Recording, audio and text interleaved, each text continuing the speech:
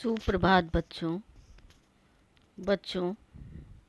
आज हम लोग हिंदी कक्षा के अंतर्गत हिंदी सेकंड के पाठ 4 शब्द रचना इस पाठ का अध्ययन करने जा रहे हैं। इसके पूर्व हम लोगों ने वर्णों के संबंध में जाना कि वर्ण किसे कहते हैं, और अब हम इस पाठ के अंतर्गत यह जानने का प्रयास करेंगे कि वर्णों को जोड़कर शब्दों की रचना किस प्रकार से होती है, शब्द किसे कहते हैं, शब्द के भेद कितने होते हैं और इनकी उत्पत्ति कहाँ कहाँ से हुई है। तो आइए हम लोग पाठ की ओर चलते हैं। बच्चों, जैसा कि आपके पाठ का नाम है शब्द रचना, तो इस पाठ में शब्दों की रचना किस प्रकार से होगी उसका अध्ययन हम करने जा रहे हैं। लेकिन उससे पहले शब्द किसे कहते हैं, आइए हम इसके बारे में जानने का प्रयास करते हैं। बोलते समय जब हम कुछ ध्वनियों के उच्चारण करते हैं तो उन्हें वर्ण या अक्षर कहते हैं, और इन्हीं वर्णों के मेल से शब्दों का निर्माण होता है। कहने का अर्थ यह है कि ऐसा स्वतंत्र वर्ण समूह जिसका कोई अर्थ हो शब्द कहलाता है। वर्णों का जो मेल है वह सार्थक होना चाहिए और उससे बनने वाले शब्द सार्थक होने चाहिए। तो इससे पहले आइए हम शब्द की परिभाषा के लिए जो मुख्य बातें हैं उन पे ध्यान दें कि शब्द स्वतंत्र वर्ण समूह है, अर्थात शब्दों का प्रयोग स्वतंत्र रूप से किया जाता है। शब्द का कोई अर्थ होता है, अर्थात ऐसा वर्ण समूह जिसका कोई अर्थ हो उसे शब्द कहते हैं। किसी भी भाषा में प्रयुक्त होने वाले शब्दों के समूह को उस भाषा का शब्द भंडार कहते हैं। तो शब्द निर्माण की निम्नलिखित विशेषताएं होती हैं। शब्द वर्णों के समूह से बनते हैं। शब्द से किसी अर्थ की अभिव्यक्ति होनी चाहिए। निरर्थक शब्दों पर विचार नहीं किया जाता और शब्द वाक्य में प्रयुक्त होकर पद बन जाते हैं। अब हम देखते हैं कि शब्दों का वर्गीकरण किन आधारों पर किया गया है। तो शब्दों के भेद, पहला भेद है स्रोत के आधार पर, प्रयोग के आधार पर, अर्थ के आधार पर और रचना के आधार पर।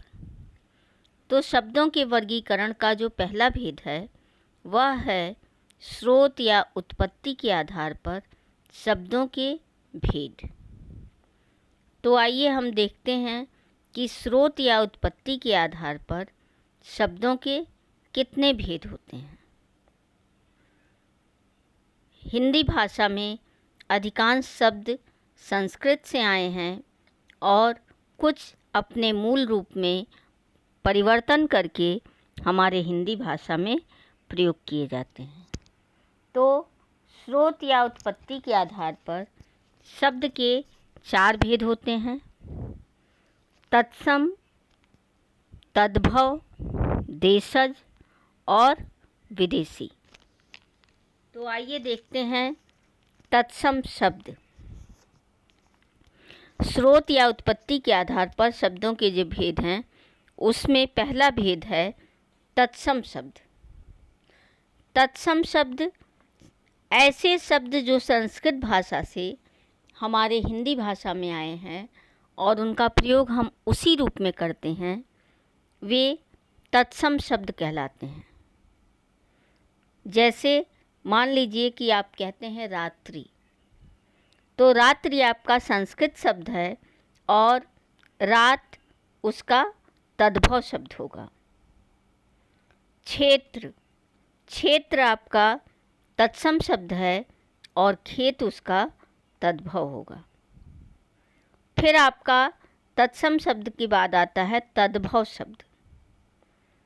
ऐसे शब्द जो हमारे संस्कृत भाषा से हमारी हिंदी भाषा में आए हैं और उन रूपों में हम कुछ परिवर्तन करके हम उसे हिंदी भाषा में प्रयोग करते हैं, तो वे तद्भव शब्द कहलाते हैं। जैसे अभी आपने कहा रात्रि, तो रात्रि आपका तत्सम शब्द है और जब हम उसको परिवर्तित करके रात के रूप में उसका प्रयोग करते हैं तो वह तद्भव शब्द बन जाता है। कर्म, काम, अग्नि, आग, तो अग्नि आपका तत्सम शब्द है और आग तद्भव शब्द है। फिर आपका अगला भेद है देशज शब्द। ऐसे शब्द जो हमारे क्षेत्रीय भाषाओं से, हमारे ग्रामीण भाषाओं से हमारी हिंदी भाषा में आकर हम उनका प्रयोग करते हैं, वे देशज शब्द कहलाते हैं। फिर विदेशी शब्द, कुछ ऐसे शब्द हैं जो विदेशी भाषाओं से हमारी हिंदी भाषा में आकर हम उनका प्रयोग करते हैं। जैसे अंग्रेजी के कुछ शब्द हैं, अरबी के शब्द हैं, फारसी है, पुर्तगाली है, ये सारे शब्द हमारे विदेशी शब्दों के अंतर्गत आते हैं। फिर आइए देखते हैं तत्सम शब्द और तद्भव शब्द। अग्नि, अश्रु, अक्षि, अष्ट, कर्ण, कार्य, कर्म, ये आपके तत्सम शब्द हैं और इनके तद्भव शब्द हैं आग, आंसू, आँख, आठ, कान, काज, काम। तो ये आपके तत्सम और तद्भव शब्द हुए। जैसे कोकिल है तो कोयल, घृत है तो घी, काष्ठ है तो काठ, प्रस्तर है पत्थर, लज्जा लाज, नृत्य नाच, ज्येष्ठ जेठ, हस्ती हाथी, वर्षा वर्षा। तो ये आपके तत्सम शब्द हैं और जब उनको परिवर्तित करके हम अपने हिंदी भाषा में प्रयोग करते हैं तो वह तद्भव भाषा में परिवर्तित हो जाते हैं। तो पहला हमने देखा कि स्रोत और उत्पत्ति के आधार पर शब्द के भेद। अब आपका अगला है प्रयोग के आधार पर शब्द के भेद। प्रयोग के आधार पर कि हम किस प्रकार के शब्दों को अपने हिंदी भाषा में प्रयोग करते हैं, तो प्रयोग के आधार पर शब्द के दो भेद होते हैं, विकारी शब्द और अविकारी शब्द। हम कह सकते हैं कि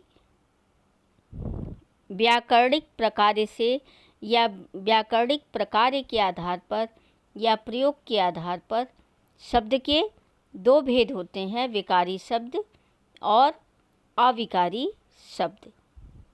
विकारी शब्दों के अंतर्गत संज्ञा, सर्वनाम, विशेषण, क्रिया, ये सारे शब्द आते हैं और इनमें लिंग, वचन और काल के अनुसार परिवर्तन होता रहता है।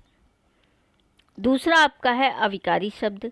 अविकारी शब्द के अंतर्गत क्रिया, विशेषण, संबंध बोधक, समुच्चय बोधक और विस्मयादि बोधक तथा निपात शब्द आते हैं और इनमें किसी प्रकार का परिवर्तन नहीं होता है।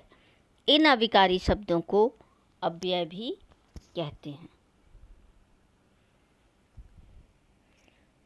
आपके शब्द भेद के अंतर्गत आपका पहला भेद था स्रोत या उत्पत्ति के आधार पर, दूसरा प्रयोग के आधार पर और तीसरा रचना के आधार पर शब्दों के भेद। तो रचना के आधार पर शब्द के तीन भेद होते हैं, रूढ़, यौगिक, योग रूढ़। अब रूढ़ शब्द किसे कहते हैं? ऐसे शब्द जो परंपरा से हमारे हिंदी भाषा में चले आ रहे हैं और इन्हें तोड़ने पर इनका कोई अर्थ नहीं निकलता है, उन्हें रूढ़ शब्द कहते हैं। कहने का अर्थ यह है कि किसी निश्चित अर्थ के लिए प्रयुक्त किए गए ऐसे शब्दों को रूढ़ कहते हैं जिनके खंड नहीं किए जा सकते और जो परंपरा से चले आ रहे हैं, जैसे पेड़, जल, सूर्य, पशु आदि। फिर आपका है यौगिक शब्द। यौगिक शब्द दो या दो से अधिक शब्दों या शब्दांशों के मेल से बने शब्दों को यौगिक शब्द कहा जाता है, जैसे विद्या प्लस आलय, प्रधान प्लस मंत्री। तो ये दो शब्दों या शब्दांशों के योग से बनते हैं, इसलिए इन्हें यौगिक शब्द कहते हैं। योग रूढ़ शब्द भी यौगिक शब्दों के तरीके से ही बनते हैं, लेकिन इसमें दो शब्दों के योग से तो बनते हैं, लेकिन जो शब्द होते हैं वह परंपरा से हमारे हिंदी भाषा में चले आ रहे हैं, इसलिए इन्हें योग रूढ़ शब्द कहते हैं। जैसे दशानन, 10 प्लस आनन। तो दशानन शब्द परंपरा से हम रावण के लिए प्रयोग करते चले आ रहे हैं, इसलिए इन्हें योग रूढ़ शब्द के अंतर्गत रखते हैं। अब आपका शब्द रचना का जो चौथा भेद है वह है अर्थ के आधार पर शब्द भेद। अब इसके अंतर्गत एकार्थी, अनेकार्थी, पर्यायवाची और विलोम, ये सारे शब्द आते हैं। एकार्थी शब्द, जिन शब्दों का केवल एक ही अर्थ होता है उन्हें एकार्थी शब्द कहा जाता है। अनेकार्थी शब्द, ऐसे अनेक शब्द जो एक से अधिक अर्थ देते हैं उन्हें अनेकार्थी शब्द कहते हैं। जैसे आपका शब्द है अपेक्षा, अब उसके कई अर्थ होते हैं, तुलना, आवश्यकता, आशा। ऐसे ही आपका शब्द है अंबर, तो उसके तन, शरीर, काया, ये सारे अंबर के अनेक अर्थ हैं। दर्शन, देखना, आकृति, नेत्र, जल, पानी, जल जाना, ये इसके कई अर्थ हमारे सामने आते हैं। अमृत शब्द है तो स्वर्ण, जल, दूध, ये सारे उसके अनेक अर्थ हैं। नाग शब्द है तो हाथी, सांप, ये सारे उसके अनेक शब्द हैं। पै शब्द है दूध, अमृत, पानी, ये सारे उसके अनेकार्थी शब्द हैं। तो अर्थ के आधार पर शब्दों के कई भेद हैं, जिनमें से हमने एकार्थी और अनेकार्थी शब्दों को देखा। आगे देखिए, जैसे आपका शब्द है इच्छा, चाह, अभिलाषा, आकांक्षा, ये सारे इच्छा शब्द के अनेकार्थी शब्द हैं। उपचार, सेवा, इलाज या उपाय, ये सारे उसके अनेकार्थी शब्द हैं। कनक, कनक शब्द के सोना, गेहूँ, धतूरा, ये उसके अनेकार्थी शब्द हैं। खग, पक्षी, आकाश, घट, घड़ा, कम शरीर, घन, बादल, हथौड़ा, जड़, मूर्ख, वृक्ष का मूल, निर्जीव। पूर्व, एक दिशा या पहले। फल, लाभ, नतीजा, बाण। मित्र, सूर्य, दोस्त। भोग, भोगना, क्रिया, खाना, भाग्य। रक्त, खून, लाल, केसर, ये सारे आपके अनेकार्थी शब्दों के अंतर्गत आते हैं। फिर आपका शब्द है पर्यायवाची शब्द। समान अर्थ देने वाले शब्दों को पर्यायवाची शब्द कहा जाता है। जैसे आपका शब्द है अग्नि, अग्नि का पर्यायवाची होता है आग, पावक, अनल। अतिथि, मेहमान, आगंतुक, पाहुन, अश्व घोड़ा तुरंग है, घमंड गर्व अभिमान अहंकार, चांदनी चंद्रिका कौमुदी ज्योत्सना, जल पानी अम्बु सलिल, तलवार खड़ग कृपाण असी। ये सारे आपके पर्यायवाची शब्द थे। आभूषण गहना भूषण अलंकार, ईश्वर परमात्मा प्रभु भगवान, कपड़ा वस्त्र पट अंबर, कान कर्ण श्रुति छोत्र, किरण रश्मि कर अंशु मयूरव, गणेश लंबोदर विनायक गणपति, तीर शर बाण शिलीमुख, देवता सुर देव अजर, पत्थर पाषाण अस्म पाहन, पहाड़ पर्वत नग भूधर। ये सारे आपके पर्यायवाची शब्द हैं। पुष्प प्रसून मंजरी सुमन, पेड़ वृक्ष तरु विटप, महादेव शिव शंभु नीलकंठ, मित्र मीत सखा सहचर, राजा नृप नरेश भूप, शत्रु रिपु अरि बैरी, समुद्र उदधि उदधि सागर सिंधु, सेना दल फौज कटक।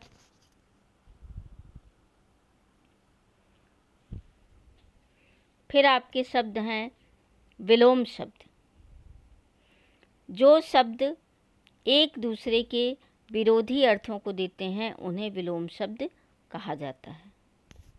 जैसे अर्थ का अनर्थ, उपकार अपकार, सज्जन दुर्जन, सौभाग्य दुर्भाग्य, नूतन पुरातन, आकर्षण विकर्षण, आदर निरादर, आस्था अनास्था, चंचल स्थिर, सस्ता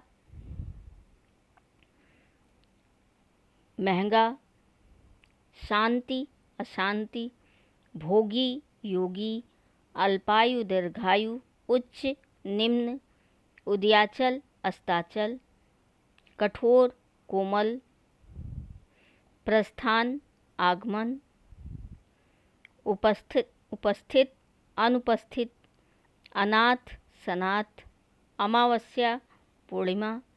तो ये सारे आपके विलोम शब्द थे। निरामिष सामिष, परिश्रम विश्राम, शुक्ल कृष्ण, सामान्य विशिष्ट, अज्ञान ज्ञान, जटिल सरल, अल्पज्ञ बहुज्ञ, अमर मर्त्य, आयात निर्यात, आस्तिक नास्तिक, तटस्थ पक्षधर, पठनीय अपठनीय इत्यादि। अब आपका शब्द रचना के अंतर्गत आपने देखा कि शब्दों का वर्गीकरण 4 आधारों पर किया गया है। स्रोत के आधार पर, प्रयोग के आधार पर, रचना के आधार पर और अर्थ के आधार पर। स्रोत के आधार पर शब्दों के 4 भेद, तत्सम तद्भव देशज और विदेशज। प्रयोग के आधार पर शब्दों के 2 भेद, विकारी शब्द और अविकारी शब्द। रचना के आधार पर शब्द के 3 भेद, रूढ़ यौगिक योग रूढ़। और अर्थ के आधार पर शब्द के कई भेद, एकार्थी अनेकार्थी, पर्यायवाची, विलोम। अब आइए देखते हैं वाक्यांश के लिए एक शब्द। वाक्यांश के लिए एक शब्द शब्दों में चमत्कार उत्पन्न करने के लिए करते हैं। जो कभी न मरे अमर, जो सहन करने योग्य न हो असह, जिसका कभी नाश न हो अनश्वर, जिसके हृदय में ममता नहीं है निर्मम, जानने की इच्छा रखने वाला जिज्ञासु, जिसका ईश्वर में विश्वास न हो नास्तिक, जो कहा न जा सके अकथनीय, जो सब में व्याप्त है सर्वव्याप्त, जो युद्ध में स्थिर रहता है युधिष्ठिर, जो पढ़ना लिखना जानता हो साक्षर, जो पर के अधीन हो पराधीन, कविता रचने वाली स्त्री कवित्री, जो विज्ञान जानता हो वैज्ञानिक, शक्ति के अनुसार यथाशक्ति, जो दूसरे से ईर्ष्या रखता हो ईर्ष्यालु, जो अपने प्रति किए गए उपकार को माने कृतज्ञ, जिसे क्षमा न किया जा सके अक्षम्य, जो कम खाता हो अल्पहारी, जिसका आकार हो साकार, जो मीठा बोलता हो मृदुभाषी। फिर आपके समश्रुत समरूपी भिन्नार्थक शब्द जैसे अचल और अचला, ये दोनों शब्द सुनने में समान हैं लेकिन इनके अर्थ भिन्न भिन्न हैं। अचल का अर्थ होता है पहाड़ और अचला का अर्थ होता है पृथ्वी। ऐसे ही अवधि और अवधि, अवधि समय सीमा और अवधि एक भाषा। अणु कण और अनु पीछे। अभय निर्भय उभय दोनों। अति बहुत इति समाप्त। अन्न अनाज अन्य दूसरा। अविलंब शीघ्र अवलंब सहारा। आदि आरंभ और आदि अभ्यस्त। उपयुक्त ठीक और उपर्युक्त ऊपर कहा गया। कपट छल कपाट दरवाजा। कटी कीड़ा और कटी कट गई। तो ये सुनने में ये सारे शब्द समान हैं लेकिन इनके अर्थ भिन्न भिन्न हैं। कृपण कंजूस और कृपाण तलवार। चिंता सोच और चीता एक पशु। छत्र छाता और छात्र विद्यार्थी। द्रव तरल पदार्थ और द्रव्य धन पदार्थ। नारी स्त्री और नाड़ी घोंसला। धरा पृथ्वी और धारा जल की धारा। नीर पानी और नीड़ घोंसला। शुल्क फीस और शुक्ल उज्ज्वल। सूची तालिका और सूची सुई। चपला बिजली और चपल चंचल। एकार्थक प्रतीत होने वाले शब्द ऐसे शब्द जो एक से प्रतीत होते हैं लेकिन उनके अर्थ में अंतर होता है। इच्छा जैसे कुछ पाने की चाह और लालसा किसी चीज़ को अपने पास रहने की उत्कट आकांक्षा। आधि मानसिक कष्ट और व्याधि शारीरिक बीमारी। दया दुखियों के प्रति सहायता का भाव और कृपा छोटों को सुखी करने का भाव। अधिक ज़रूरत से ज़्यादा और पर्याप्त जितनी ज़रूरत है। अनुरोध विनती करना और प्रार्थना निवेदन करना। अवस्था हालत और आयु पूरा जीवन काल।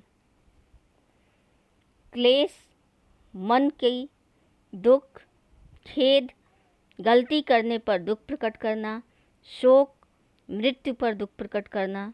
दुर्गम जहाँ पहुँचना कठिन हो और अगम जहाँ पहुँचना संभव न हो। भ्रमण घूमना सैर करना। पर्यटन देश विदेश के विभिन्न स्थानों पर घूमना। लोभ पाने की इच्छा और तृष्णा अधिक से अधिक पाने की इच्छा। संतोष जितना मिले उसी में खुश रहना और तृप्ति इच्छा पूरी होना। गर्व किसी उपलब्धि पर सच्चा गर्व और गौरव यह गुण किसी प्रतिष्ठा पर गर्व। श्रम केवल शारीरिक मेहनत और परिश्रम शारीरिक और मानसिक दोनों प्रकार का श्रम। ग्रंथ बड़ी और धार्मिक महत्व की रचना और पुस्तक कोई साधारण किताब। समूहवाची शब्द जैसे आपके कुछ शब्द समूह में प्रयोग किए जाते हैं और जैसे गिरोह डाकुओं का या लुटेरों का। गुच्छा फूलों का या चाबियों का। छत्ता मधुमक्खियों का। जत्था यात्रियों का, झुंड, जानवरों का, मंडली, भक्तों की, टुकड़ी, सेना की, ढेर, अनाज का, रेवड़, भेड़ बकरियों का और श्रृंखला, पर्वतों की। तो ये आपके थे समूहवाची शब्द। फिर आपके ध्वनिबोधक शब्द। कुछ आवाज़ें जो पशु पक्षियों के द्वारा निकाली जाती हैं उन्हें ध्वनिबोधक शब्द कहते हैं, और ये ध्वनिबोधक शब्दों के माध्यम से हम पशु पक्षियों की बोलियों के माध्यम से उन पशुओं को पहचानते हैं। जैसे कुत्ता भौंकना, बंदर किलकिलाना, सांप फुफकारना, हाथी चिघाड़ना, कौवा काँव काँव करना, चिड़िया चहचहाना इत्यादि।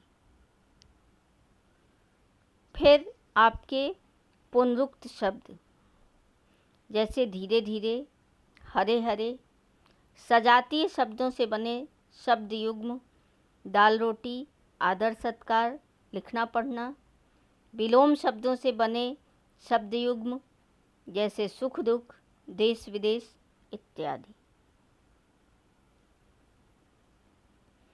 फिर आपके हैं निरर्थक शब्दों से बने शब्द युग्म, अनाप शनाप, चाय वाय इत्यादि। सार्थक और निरर्थक शब्दों के मेल से बने शब्द युग्म, जैसे खाना माना, नाश्ता वास्ता इत्यादि।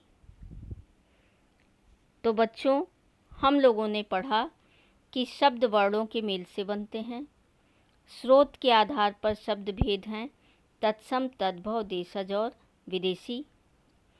प्रयोग के आधार पर शब्दों को विकारी और अविकारी वर्गों में बांटा गया है। रचना के आधार पर शब्दों के 3 भेद हैं, रूढ़, यौगिक और योग रूढ़। अर्थ के आधार पर एकार्थी, अनेकार्थी, पर्यायवाची, विलोम और वाक्यांश के लिए शब्द। अन्य प्रकार के शब्द समश्रुत, समरूपी, भिन्नार्थक शब्द हैं। एकार्थक प्रतीत होने वाले शब्द समूहवाची शब्द, ध्वनिबोधक शब्द और विविध शब्द। तो इस प्रकार आपका यह पाठ संपन्न हुआ। धन्यवाद।